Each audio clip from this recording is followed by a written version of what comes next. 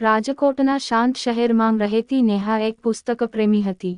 તેણે ક્યારેય પ્રેમમાં પડવાનું વિચાર્યું ન હતું, પણ તે દિન બદલી ગયો જ્યારે તેણે આરવને શહેરના પુસ્તકાલયમાં જોયો. આરવ, એક યુવા લેખક, નવી નવલકથા માટે સંશોધન કરવા શહેર આવ્યો હતો. એક દિવસ બંને એક જ ટેબલ પર બેઠા. નેહાએ જોયું કે આરવ પ્રેમ વિષય પર લખી રહ્યો છે. તેમને વાત શરૂ કરી. પ્રથમ પાનાથી શરૂઆત થયેલી વાતો આખી કવિતા બની ગઈ. ઘણા સપ્તાહો સુધી રોજ મળવાનું, પુસ્તકોની વાતો, નાની હસીમજાક વચ્ચે પ્રેમ ઉગતો ગયો. નેહાની આંખોમાં આરવે પોતાની કથાની નાયિકા જોઈ.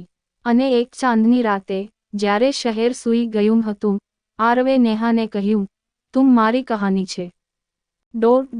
શું તું એને સચોટ બનાવશે? નેહાએ અવાજ ધીમો પણ દિલથી જવાબ આપ્યો, હા, પણ આપણી કહાનીમાં દરેક પાનું પ્રેમથી લખાશે. ચાંદની રાત પછી નેહા અને આરવની દુનિયા બદલાઈ ગઈ. હવે તેમને રોજ મળવાનું બહાનું નથી જોઈતું હતું. કોઈ દિવસ પુસ્તકાલય, કોઈ દિવસ ચાયની ટપરી, તો ક્યારેક શહેરના જૂના કિલ્લા પાસે. એ રવિવારનો દિવસ ખાસ હતો. આરવ નેહાને પોતાના નવલકથાના છેલ્લા પાના વાંચવા આપવા આવ્યો. નવલકથાનું નામ હતું તારી આંખોની વાત. નેહાએ જ્યારે છેલ્લો પેરાગ્રાફ વાંચ્યો, એમાં લખ્યું હતું, જ્યાં સુધી આ શ્વાસ ચાલે, ત્યાં સુધી તું મારી કલમમાં જીવશે. તું નહીં હોય, તો લેખક નહીં હોય. નેહા, તું નહીં તો હું નહીં. નેહા ચૂપચાપ જોઈ રહી, આંખે ઝળહળ ઝરણા બની ગયા. આ હકીકત છે કે કલ્પના? નેહાએ પૂછ્યું. હકીકત છે. અને તું ઈચ્છે તો એ કલ્પનાથી આગળ લઈ જઈ શકીએ છીએ, આરવે ધીમેથી કહેલું. આરવ અને નેહાની કહાની હવે માત્ર પાના સુધી સીમિત રહી ન હતી. પ્રેમના આ પાંખો હવે જીવનના નવા માર્ગે ઉડાન ભરવા તૈયાર હતા. એક દિવસ આરવે નેહાને કહ્યું, મારે તને એક જગ્યા દેખાડવી છે જ્યાં મને શાંતિ મળે છે, જ્યાં હું લવાનું શીખ્યો. નેહાએ વિના પ્રશ્ને સસરામ પહેર્યા. તેઓ એક સ્કૂટર પર શહેરની બહાર આવેલા એક લેક તરફ નીકળ્યા, ગોકુલ લેક. તલાવનું પાણી જાણે શાંત સંગીત ગાતું હતું, અને પાંજરે પુરાયેલું સૂરજનું પ્રકાશ નેહાની આંખમાં ઝળકી ગયું. ત્યાં આરવે એક પથ્થર પર બેઠા બેઠા કહ્યું, મારે તારા સાથે જીવનનું દરેક દૃશ્ય અહીંથી શરૂ કરવું છે. ન કોઈ કદમ એકલો, ન કોઈ સપનું તારા વિના. નેહા થોડી ક્ષણ માટે ચૂપ રહી. પછી બોલી, પોતે તો ક્યારે સપનામાં પણ ન સમજાયું કે કોઈ મારી ખામીઓની સાથે પ્રેમ કરશે.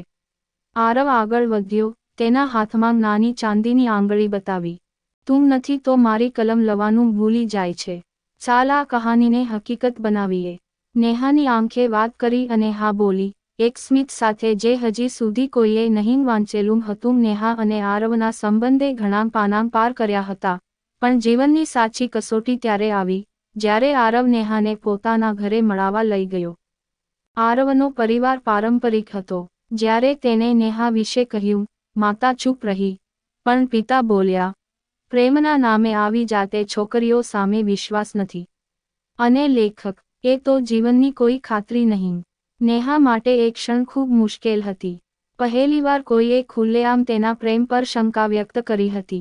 આરવ ગુસ્સે થયો, પિતાજી, હું મારી જિંદગીના નિર્ણયો લખી રહ્યો છું.